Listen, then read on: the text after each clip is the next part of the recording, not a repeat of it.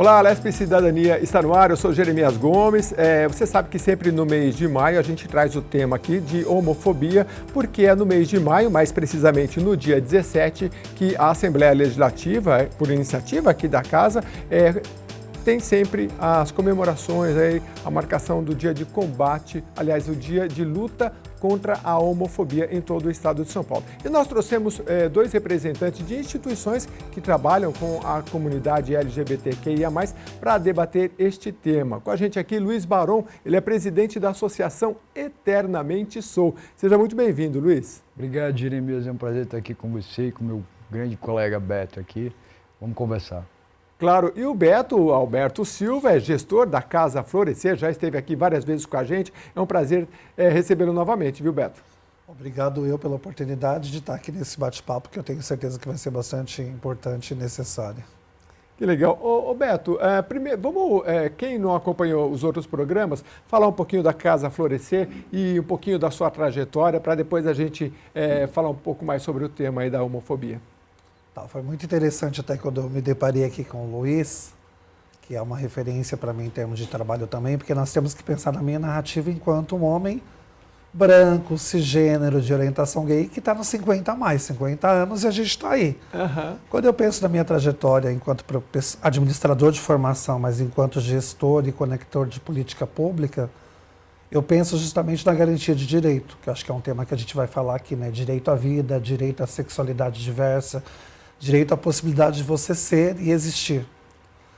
E aí o Beto ele vem nessa nuance, sabe, de construindo possibilidades, se reinventando enquanto gestor, porque você estar no terceiro setor é você se reinventar dentro da máquina, porque você depende de várias outras políticas. Porque não é só você acolher, é você trabalhar com a política da saúde, de educação, habitação, trabalho, várias outras vertentes que se somam nesse contexto. E aí quando a gente pensa nesse mar de possibilidades e de desafio, porque é um desafio constante, você lidar com a vulnerabilidade do outro e com a sua também, é pensar nesse processo da casa, que é um lugar de acolhimento para mulheres travestis e transexuais que vieram da situação de rua.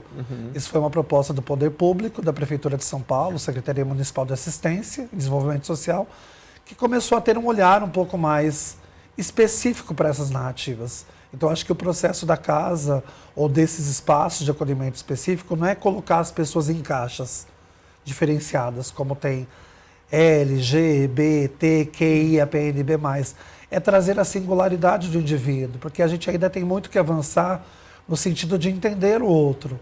Qual voz ou qual mensagem o outro tem que passar. Então, eu, enquanto homem branco, na gestão de um espaço de pessoas trans, eu tento fazer uma escuta mais qualificada, para tentar fazer com que a gente crie um mapeamento e leve essa informação para os órgãos superiores, independente de questão partidária. Porque, de fato, a gente precisa ter uma política pública mais inclusiva, que tenha uma noção específica dessas singularidades do indivíduo. Então, a casa tem de 30 mulheres, com uma faixa etária hoje de 18 até 56 anos. Grande parte dessas mulheres são pretas, 93% são mulheres pretas. Temos que falar sobre esse recorte social. Temos que falar dessa questão do etarismo, como a gente pensa isso na narrativa dessa família, como a gente traz isso para a nossa casa, como a gente leva isso para a nossa vida. Então, a casa é um espaço que tenta conectar pessoas à política pública. Muito bem. Então, vocês entenderam, né? A Casa Florescer, ela tem, fica aqui na capital paulista, né? O Beto, que está à frente ali da gestão da Casa Florescer, que atende esse público. E muito interessante, o outro representante nosso aqui, o Luiz, que é do Eternamente Sou. Ô Luiz, primeiro fala um pouquinho da sua trajetória, para a gente conhecer mais você.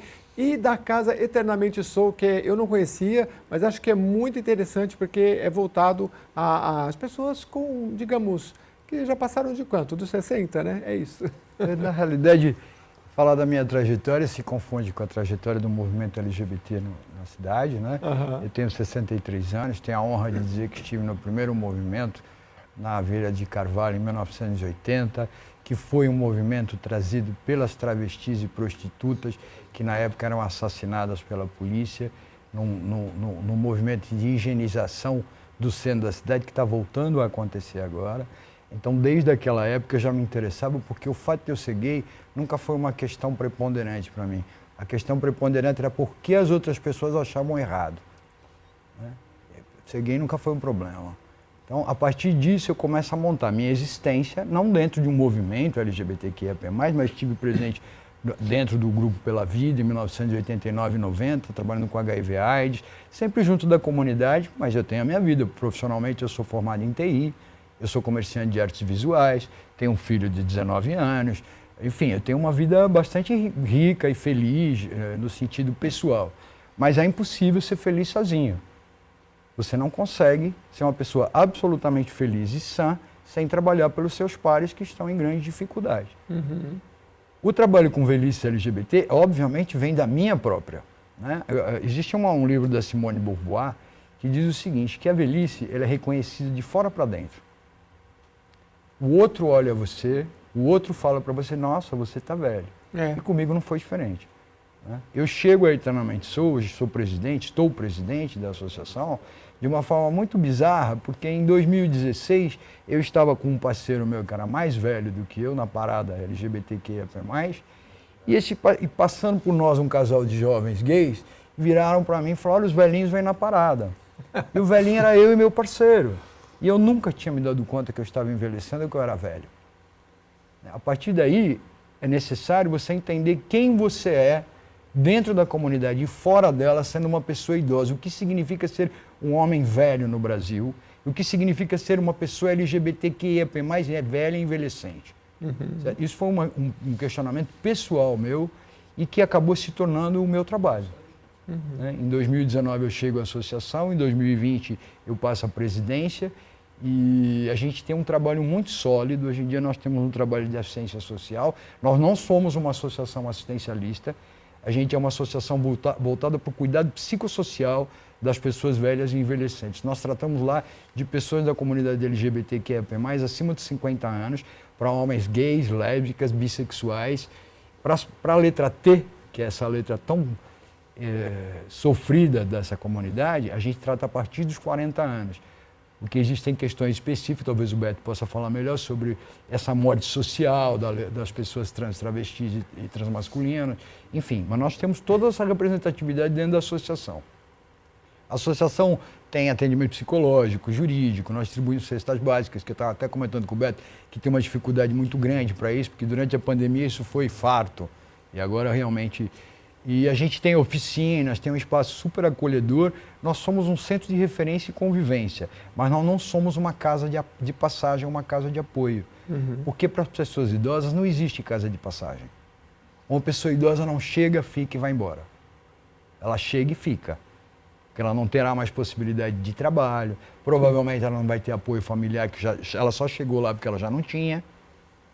Né? Tem várias questões que envolvem o envelhecimento da população LGBTQIA+, que são inerentes apenas a essa população. Uhum. Agora, Luiz, quem nos acompanha e tem próximo, ou ela é da comunidade, ou ela tem alguém na família da comunidade LGBTQIA+, como que é esse universo? Porque eu falava sempre que o Beto vem aqui, a gente acaba percebendo que quando a pessoa é LGBTQIA+, e ela é negra, e ela vem de longe, então o nível de exclusão nela na sociedade vai aumentando. Se ela é negra, vai... E parece que ela é a última da ponta ali, né? Porque a gente vê pelas histórias que a gente já trouxe aqui, de pessoas que foram expulsas de casa, vieram de outros estados, vieram aqui, às vezes tiveram que se prostituir, e vai se acumulando, né? Ser negro, passar por um monte de preconceitos, né? Como é que você vê e qual a sua palavra para quem nos acompanha desse universo e como é que ele tem que ser tratado, principalmente psicologicamente? A gente vive num mundo de muito isolamento, né? E quando você envelhece, não só da comunidade LGBTQIA+, mas qualquer pessoa, no Brasil, isso acontece muito, vai ficando muito isolado, né? As pessoas vão isolando essa pessoa mais velha, né?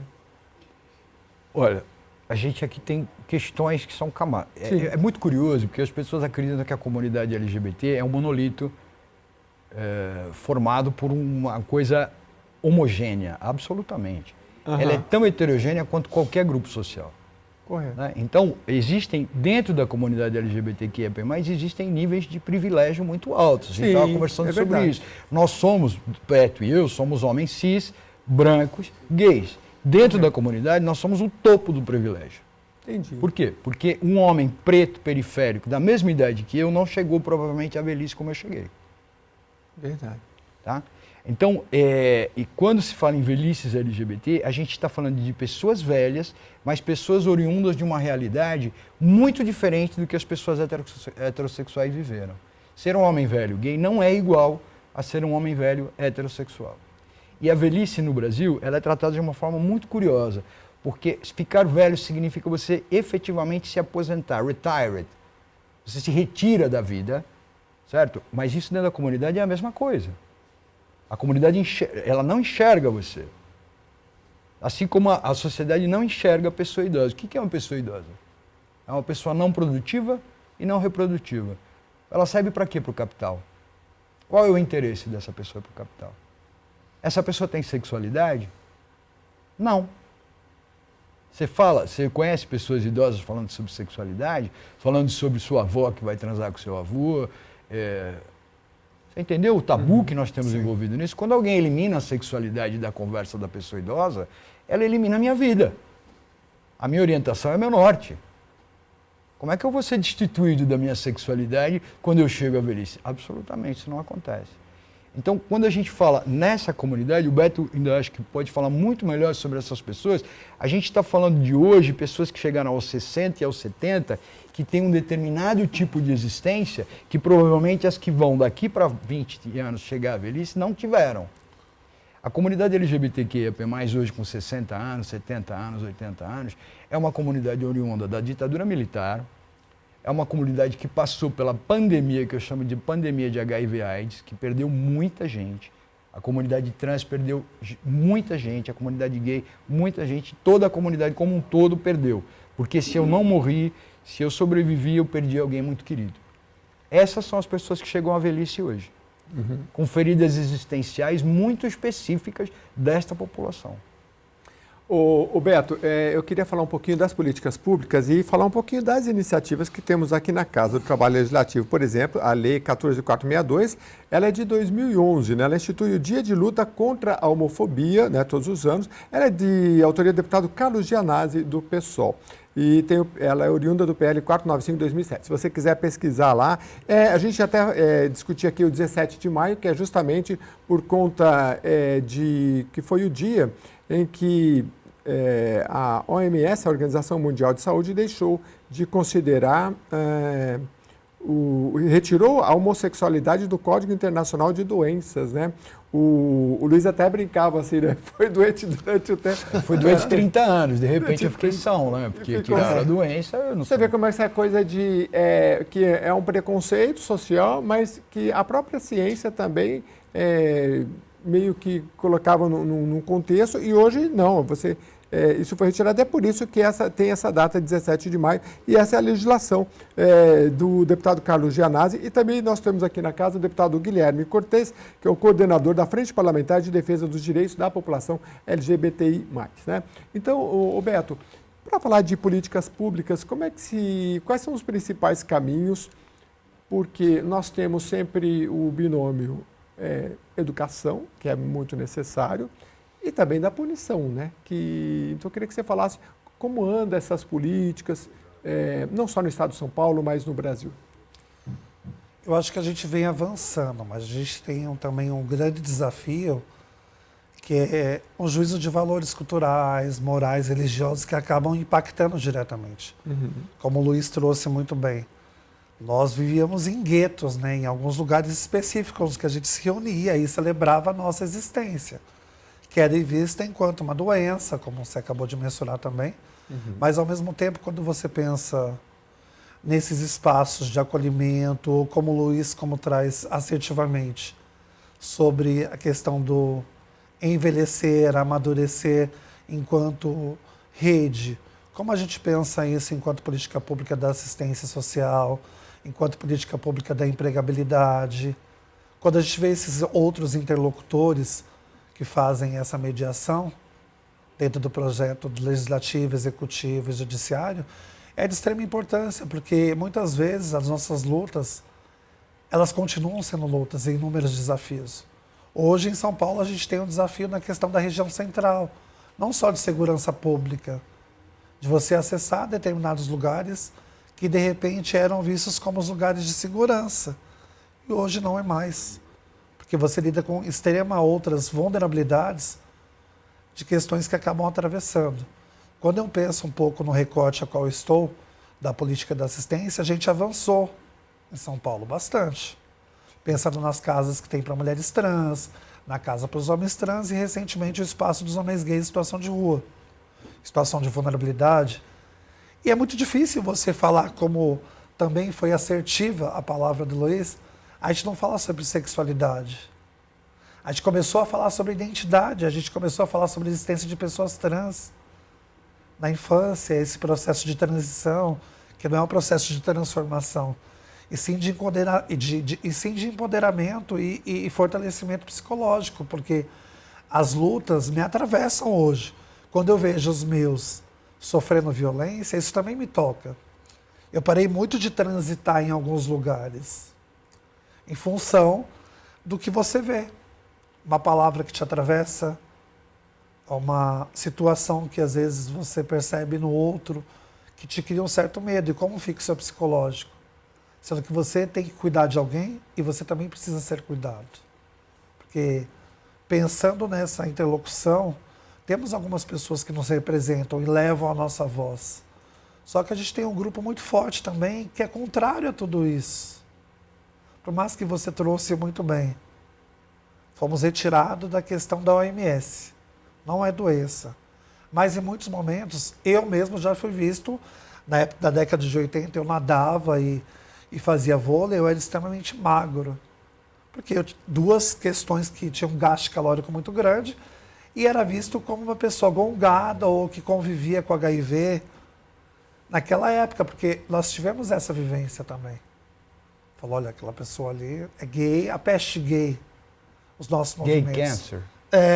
E aí você pensa hoje nessa outra transformação, quando o legislativo, o executivo pensa, daí você vai partir para um projeto de lei para tentar garantir o do outro ser o que ele é, ser feliz. Em vários momentos, quando Luiz falava, eu sei que a sua heterossexualidade te atravessou em muitos momentos e você pensou, porque você já tem bem uma idade que não precisa mensurar, mas tem uma experiência. Mas o quanto de privilégio que, de repente, você teve por ser heterossexual. Nessa construção mesmo cronológica do que é ser homem e do que é ser mulher. Então, pensando enquanto política pública, quando eu penso em território nacional, nós temos que evoluir muito.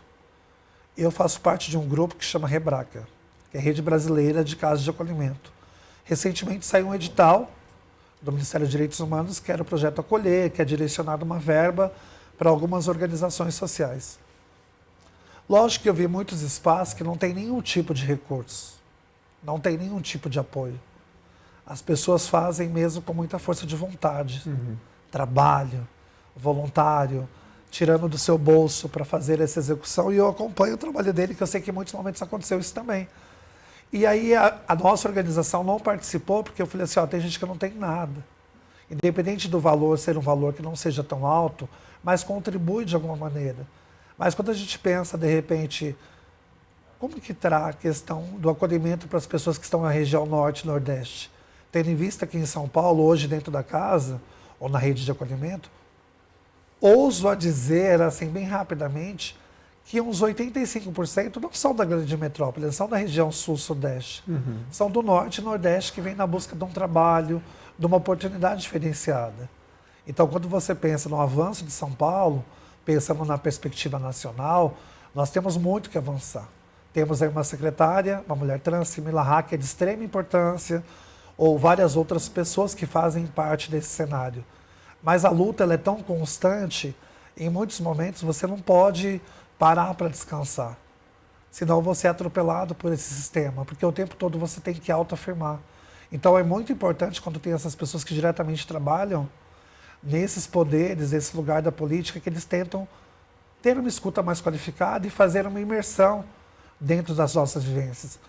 Quando novamente ele trouxe essa questão dos 50, eu falei assim, está chegando o momento de eu ir por eternamente sou também. Porque as nossas ideias, elas mudam. E em muitos momentos, pensando no nosso polo, Vieira de Carvalho, onde eu fui muito, que estava numa discussão fechando os estabelecimentos, questões de várias questões que narram aquele território, Tem um lugar que ficam mais jovens e um lugar que ficam os mais experientes. No meio, tem esse meio termo, mas como a gente trata isso na nossa vida? Por exemplo, eu não preciso ser uma pessoa trans para lutar por uma pessoa trans.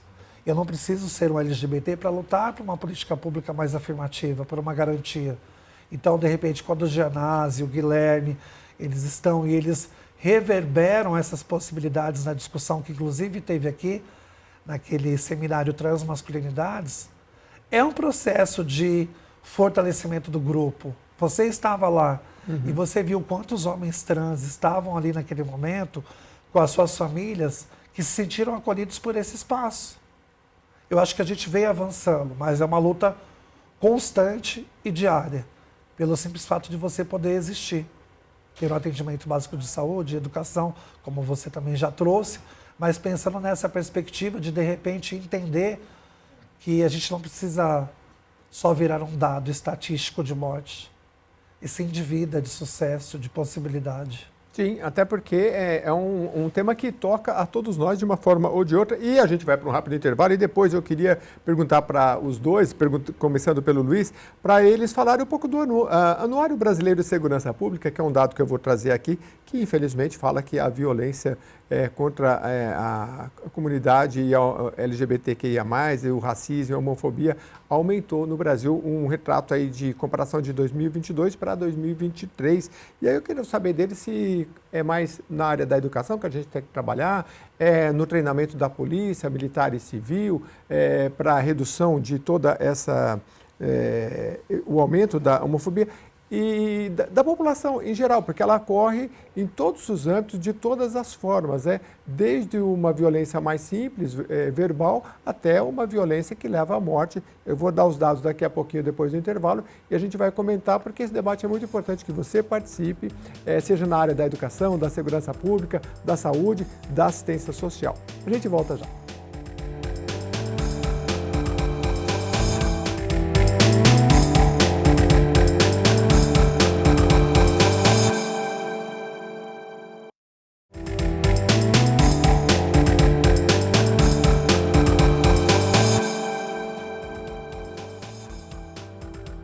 Estamos de volta aqui no LSP Cidadania, recebendo dois convidados de instituições, a gente vai falar mais sobre elas, e a gente está tratando aqui da questão da homofobia. Até vou passar aqui para o Beto de novo. Quando a gente fala em homofobia, como eu trouxe aqui antes no primeiro bloco, né Beto, envolve tudo isso, né? Da questão dessa agressividade, desde uma agressividade mais simples, pode ser até um olhar, até a violência, como se diz no direito, vias de fato, né?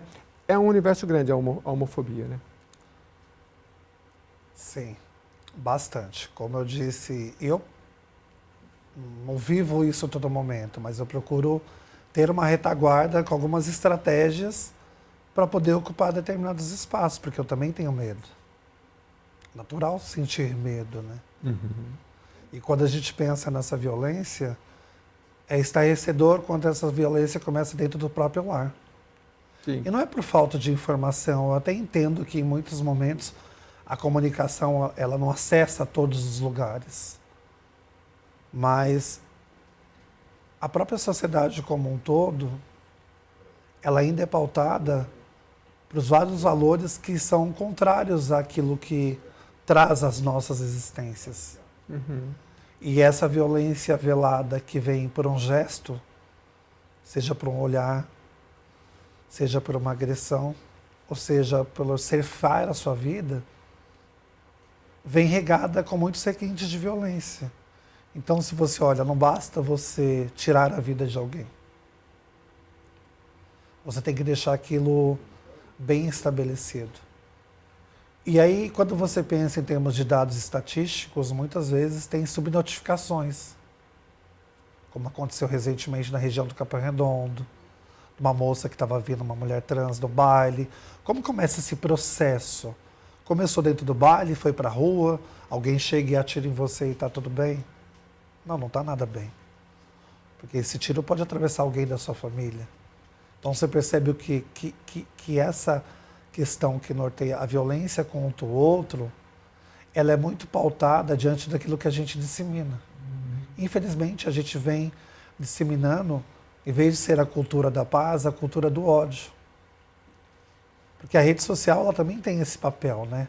As informações elas transitam o tempo todo. Mas qual informação de fato chega até você?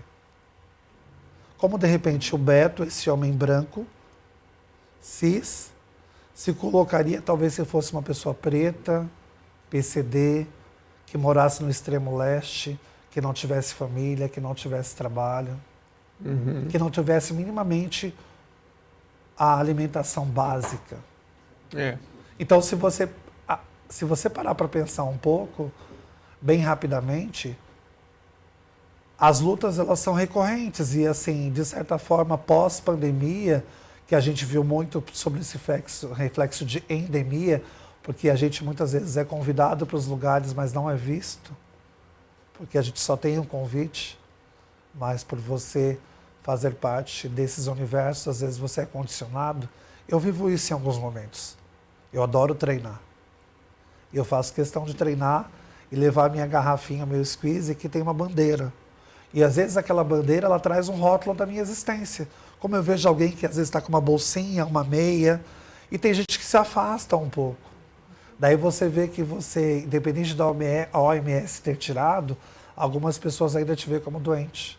Entendi. Ô Luiz, foi bem esclarecedor, viu, Beto? Eu queria te perguntar o seguinte, você no primeiro bloco falou da questão de gerações e que os idosos de hoje, citando aqui da comunidade LGBTQIA+, são, vieram também, talvez nasceram no regime militar e tal. Como é que você vê a nova geração, essa turma nova de hoje? Eles têm conceitos diferentes? Como é que você acha que vai ser isso?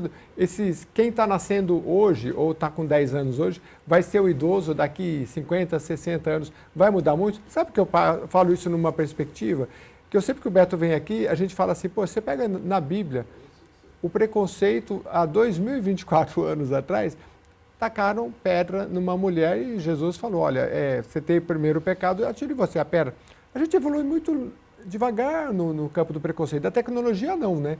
Mas do preconceito é devagar. Você acha que a gente tem avançado aí nas últimas décadas? Ou como é que vai ser essa comunidade daqui a 30, 40, 50 anos? Antes de responder a sua pergunta, eu gostaria de voltar no tema da homofobia. Pois não. O que é homofobia? O que para você é homofobia? Está estipulado num caderno? Está escrito quais são as possibilidades de homofobia que uma pessoa da comunidade LGBTQIA+ pode sofrer? Homofobia não é o tão dramático assassinato apenas. Homofobia não é uma paulada, uma lampadada na cara apenas, se já é muito. Tem várias formas de homofobia. Um adolescente que é provocado na escola porque ele é mais delicado, porque é uma pessoa que está transicionando, é homofobia. Como é que a polícia tipifica uma pessoa que chega na sua delegacia e fala que foi vítima de homofobia e aquela pessoa ouviu uma vizinha xingá-lo de viado? Isso é homofobia. Está tipificado? Tem uma cartilha que fala sobre o que é homofobia? Tem um parâmetro para se tratar sobre homofobia? Não. No Código Penal vai tipificar, por exemplo, injúria. Se for injúria, se foi mas crime, isso crime, não tipifica o crime. Né? O que eu quero dizer, eu não sou advogado, eu não sei se a palavra é essa. O que eu quero dizer é que há uma confusão que precisa ser... Por exemplo, eu participo da criação de uma cartilha que chama Cartilha do Idadismo. Eu participo ativamente, eu tenho um capítulo meu lá, tal, que é feito junto com geriatras, gerontólogos, tal. Que uma cartilha do? Anti-idadismo. Anti-idadismo. Exatamente. Tá. O que essa cartilha faz? Ela narra, capítulo por capítulo, quais são as possibilidades de uma pessoa idosa sofrer algum tipo de agressão. Verbal. Aquela agressão mais subreptícia, que é um pequeno empurrão. Enfim, tudo está pautado ali. Para quê? Para que qualquer pessoa que vai lidar com uma pessoa idosa entenda quais são os tipos de agressão que aquela pessoa... E para a própria pessoa idosa entender que aquilo é uma agressão que está sendo feita contra ela. Sim. Então, o que é homofobia? Né? É o medo do diferente, tá? A fobia é medo. Sim. Certo? Só que como é que eu consigo fazer com que a minha comunidade entenda que aquilo está, em determinado ponto ela está sendo vítima E como é que eu entendo que quem está de fora da comunidade entenda que aquilo significa que ela vai cometer um ato homofóbico? Interessantíssimo isso que você está trazendo, porque eu me lembro de uma reportagem, isso é até recente, a gente está gravando isso em maio de 2024, que uma pessoa foi numa palestra do Ministério Público e ela ficou ouvindo a palestra, falando de trabalho escravo. Isso. Acabou, ela falou, eu tive trabalho escravo durante tantos anos, acho que mais de décadas. E eu não sabia, né? Não sei. A pessoa não sabia. Então, Pois assim, ela não sabe, essa cartilha é muito interessante. Para você saber até se você está sendo vítima e esses limites que a gente não tem, né? Não, a gente não entende. Isso é ilustrativo, isso é educativo. Uhum. Né? Quando você fala em educação, isso também é educação. Não é só educação formal da escola. Uhum. Né? Como é que eu não produzo uma cartilha que fala sobre homofobia para a polícia, para a Secretaria de Saúde Pública? Né? Nós fazemos um trabalho muito sério com a Secretaria Municipal de Saúde, tem o pessoal do Transcidadania, que a gente também está junto, tem várias coisas. Tudo depende de estar escrito, tudo tem que estar tipificado, tudo tem que estar bonitinho ali, redondo, para que as pessoas que vão trabalhar com aquilo entendam o que significa aquilo. Uhum. Então, é muito vago, é quase abstrato falar sobre homofobia. Sabe? Essa abstração precisa acabar.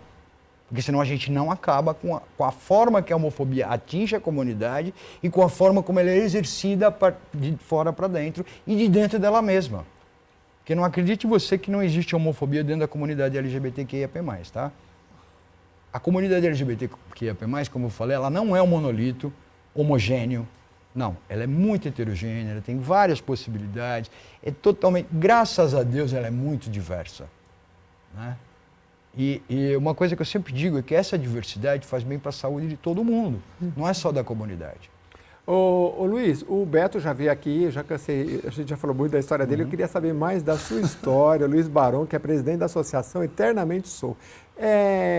Como é que começou a Eternamente Sou? Eu queria saber se tem site, onde é que ela fica.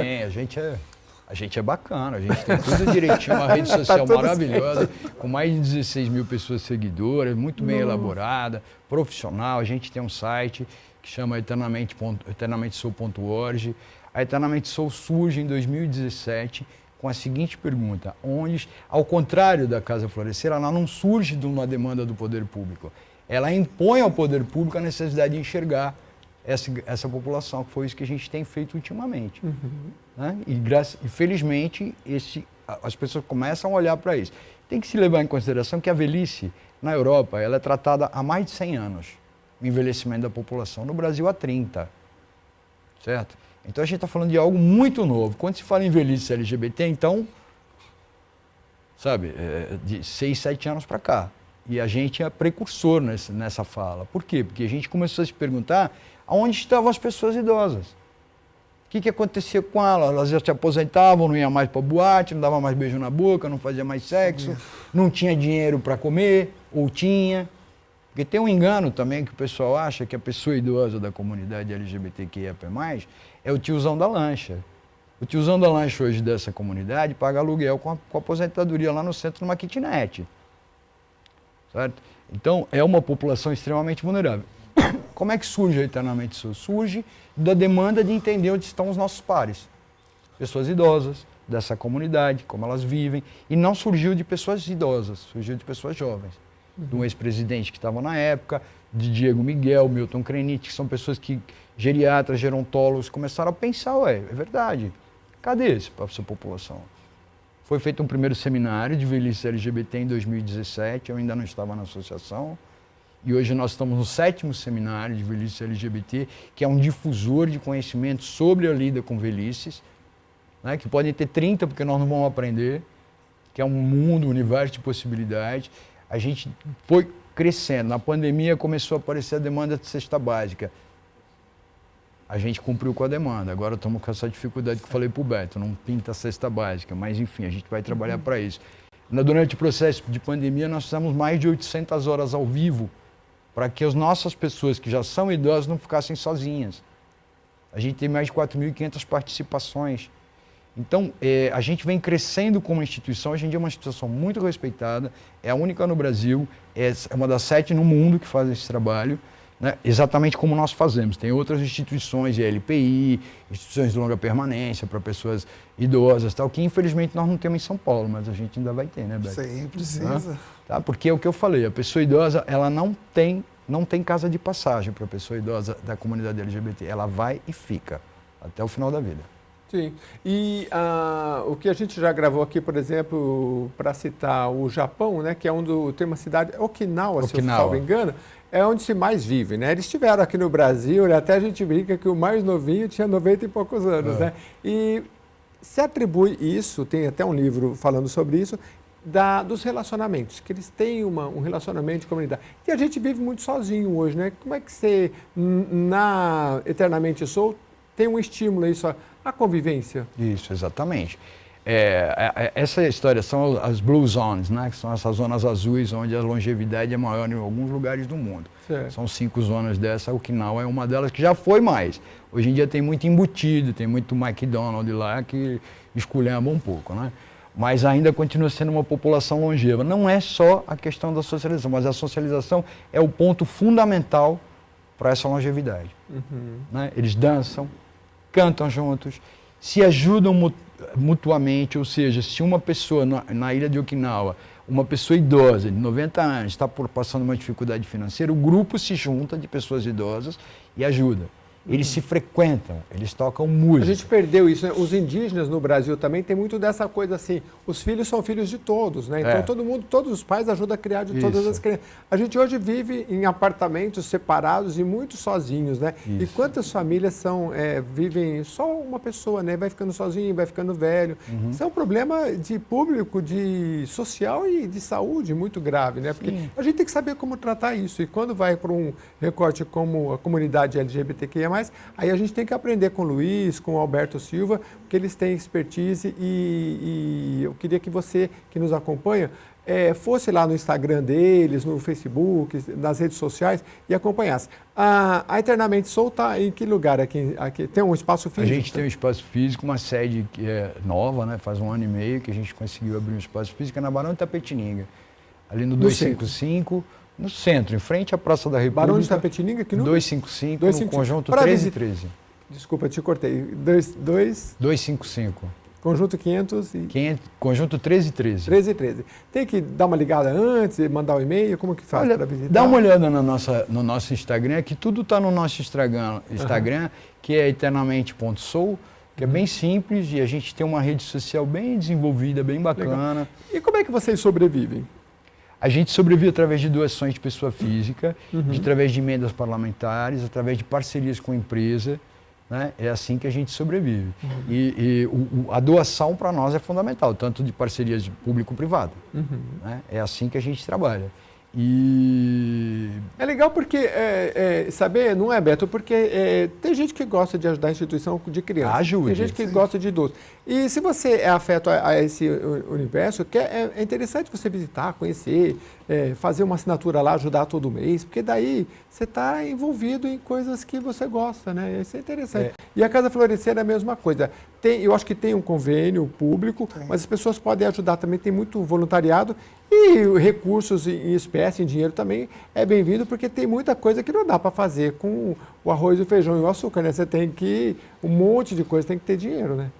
Não, acho que assim, diferente do Eternamente, a gente tem essa parceria com convênio com o Poder Público, a Prefeitura de São Paulo, mas ao mesmo tempo, para você fazer essa emancipação e qualificar um pouco mais o trabalho, você depende das marcas que às vezes se conectam com você, com uma ação esporádica, uma questão que seja pontual, insumos, porque muitas vezes o dinheiro, como você falou, ele é importante, mas quando você leva, acho que um pouco essa informação e traz, os ambientes eles acabam ficando mais conectados, porque em vários momentos, quando as marcas se conectam, procuram fazer alguma ação, tem que entender que tanto o Eternamente Soul, os espaços de acolhimentos LGBTs, eles vivem o tempo todo, eles não vivem só em momentos específicos do mês do orgulho, visibilidade trans. Exatamente. Então a gente tem que ter uma continuidade, é a mesma coisa.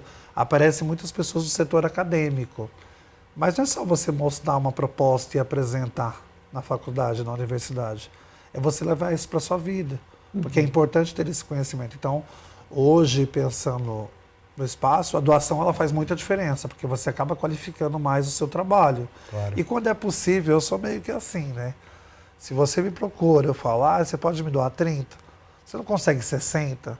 Você não consegue 90? Porque eu entendo que tem outros espaços que estão precisando. Claro. Às vezes, e aí você consegue conectar, como já aconteceu da gente. Já. Eles já nos ajudaram. E vocês foi muito já nos bom, ajudaram porque também. é a troca, né? É uma rede que se fortalece e que tem que se conversar. E que falta, né, Beto? Sim, muito. Falta. Quando ele falou aqui da questão, é uma discussão muito grande que a gente tem.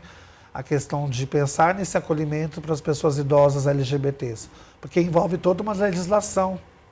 E como a gente trata isso, que é uma discussão Não que pode vem sendo fazer de forma pautada. leviana, né? É. Tem que ser sério. E assim, uma questão mas séria. aí, né, Luiz, entra naquilo. Onde que estão essas pessoas? Elas estão dentro dessa kitnet, pagando com seu auxílio, às vezes estão no processo de ausência de afeto.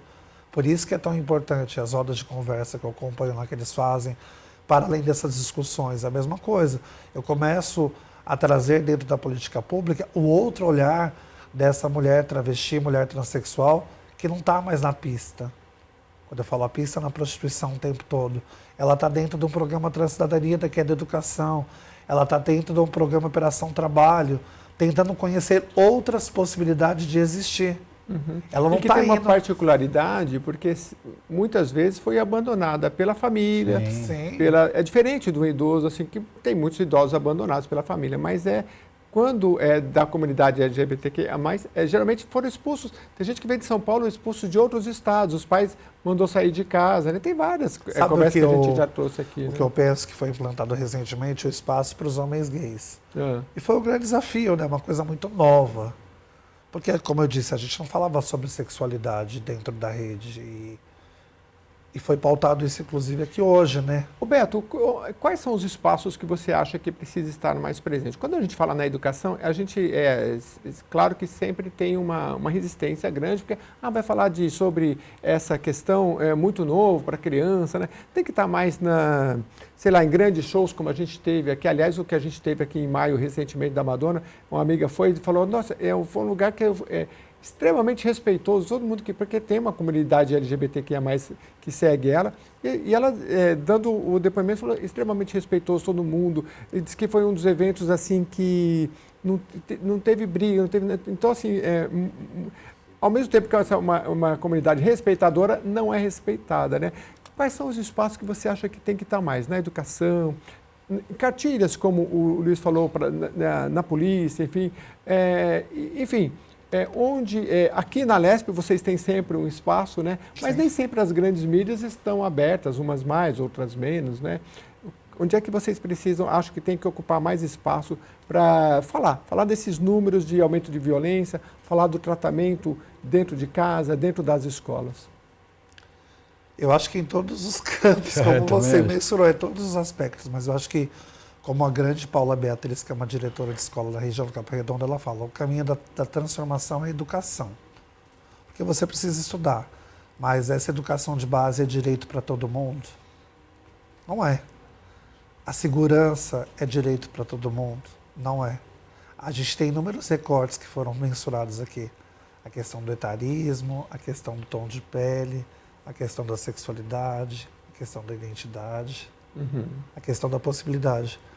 Então, quando você traz essa questão do recorte do show, foi muito importante. As pessoas se conectaram, as pessoas consumiram, gerou dinheiro, teve investimento. Mas teve outro lado, que foi o lado do questionamento devido a uma situação que vem acontecendo, das crises climáticas. Então, as pessoas aproveitam alguns movimentos para fazer uma outra discussão, ou de repente fala, nossa, mas por que aquela exposição, aquilo é muito erótico? Daí quando o Luiz trouxe É Impossível Ser Feliz Sozinho, me lembrou uma das músicas que tem muito no Teatro Oficina, que é o teatro desse corpo livre, né, do grande Zé Celso, que vai ser homenageado aí para uma escola de samba. A gente evolui em alguns aspectos e a gente fica pensando, então acho que a gente tem que ocupar em todos os lugares, de todas as maneiras, mas eu acho que isso permeia na educação, que vem através, talvez, da cartilha, da informação, porque a gente não quer aparecer só quando o dado estatístico, olha, morreram em 2023, conforme dados da ANTRA, 145 pessoas. Destes casos, 19 foram em São Paulo. E aí todo mundo fica, não, temos que mudar essa realidade. O que está acontecendo? Fora os casos subnotificados. Então a informação é importante. Quantas pessoas trans estão dentro do mercado de trabalho, como as empresas têm trabalhado, como que as escolas, as universidades têm pensado, como que a rede como um todo tem sido reformulado. Por isso que é muito importante quando vocês dão esse espaço para a gente trazer essas vozes e a gente se articula do outro lado, porque em algum momento a gente vai tocar alguém que está precisando dessa informação, que está tendo algum direito violado, ceifado e não tem esse entendimento. Exatamente. O programa está chegando ao final. Eu queria passar rapidamente, agradecer já bastante ao Alberto Silva, que é o gestor da Casa Florescer, mas voltar com o Luiz Barão rapidamente para encerrar, Luiz.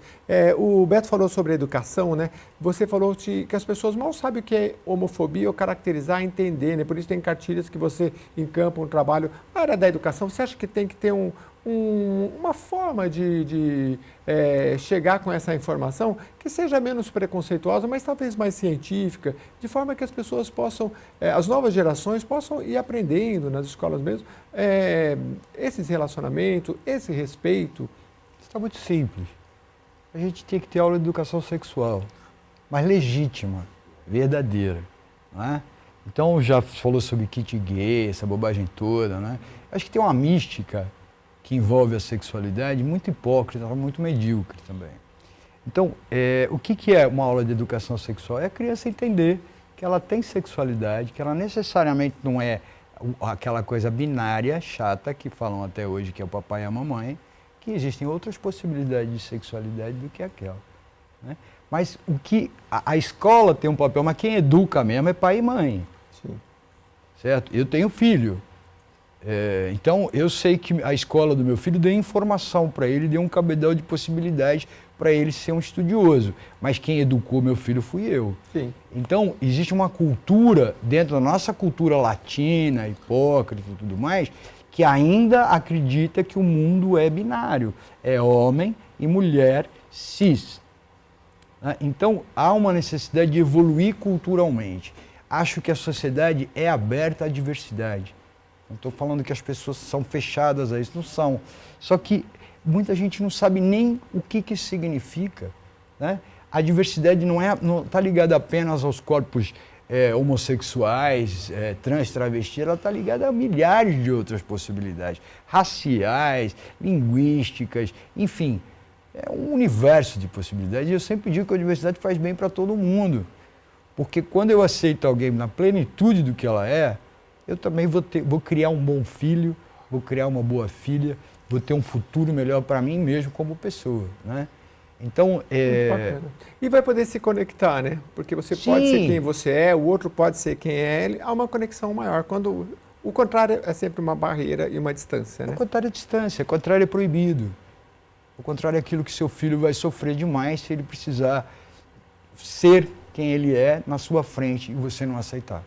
Muito interessante, muito importante. O debate é amplo, complexo, mas a gente fez esse programa aqui justamente para marcar aí a questão da data 17 de maio, é isso? 17 de maio. De combate, o dia de combate aí à homofobia. Iniciativa do deputado Carlos Gianazzi, do pessoal aqui da casa, já tem muitos anos esse dia. E outros parlamentares aqui que também trabalham dentro desse tema. Agradecemos bastante mais uma vez. Luiz Barão, presidente da Associação Eternamente Sou. Coloca lá no Google que você vai para lá e vai lá visitar, conhecer, ajudar. É muito bom. Obrigado, viu, Luiz? Eu que agradeço. Muito obrigado pela oportunidade de estar aqui com o Beto, parceiro de luta. Beto sempre. Obrigado, Beto, gestor da Casa Florescer. Obrigado. Faz um baita trabalho também. A gente troca, né? A gente aprende, a gente sai mais fortalecido, entendendo que essa luta é diária, mas é muito bom quando a gente tem essa possibilidade de fazer essa escuta mais qualificada, né? A gente sai daqui feliz. Muito bom. E olha, se você é da capital paulista principalmente, vai lá conhecer a Casa Florescer. É só colocar no Google, tem tudo, endereço, telefone, tudo lá. Vai trocar uma ideia com o Beto lá, que é bem interessante, bem bacana. Obrigado pela sua companhia, pela sua audiência principalmente. Até a próxima edição. Reveja esse vídeo, esse programa lá no YouTube.